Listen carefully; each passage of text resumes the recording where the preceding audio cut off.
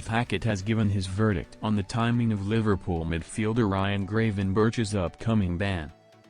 The former PGMOL chief and ex-FIFA official exclusively told Football Insider that he believes more consistency is needed when scheduling suspensions. Gravenberch enjoyed an excellent season with Liverpool, winning the Premier League's Young Player of the Season award as he played a key role in his side winning the top-flight title. However, his campaign did end on something of a disappointing note from an individual perspective. Ryan Gravenberch sent off against Crystal Palace. The final day of the season saw Liverpool play out a 1-1 draw with FA Cup winners Crystal Palace at Anfield. Another Mo Salah goal saw the Premier League champions come from behind in that game to add another point to their tally. That was despite the fact Liverpool had seen Gravenberch sent off midway through the second half for bringing down Daichi Kamada. As a result of that, Gravenberch will now be forced to serve a ban for Liverpool at the start of the 2025-26 campaign.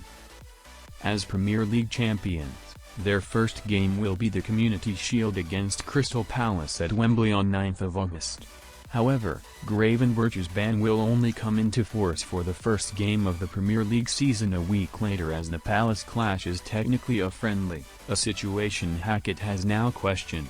After being asked what he made of the fact that Liverpool will serve his suspension in the Premier League rather than the Community Shield at an earlier date, Hackett said, "I think in fairness they've got to be consistent, haven't they? And they're not. Because what we've had in the past is we've had a player suspended in the Premier League, not being allowed to play in the FA Cup final, so where's the consistency? If they're going to caution, or red card by competition, that opens up a different scenario. Because does that then segregate the League Cup, Community Shield and any other cup that they're going to play in?" The other question that I would pose is, and I'm not sure, if they do friendly games in Europe and overseas, do they count? And I suspect they don't.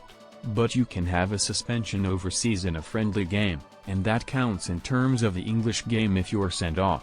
So I think they need, the FA and the Premier League, to start to lay down very clear guidelines to clubs as to how it's going to operate and not manipulate.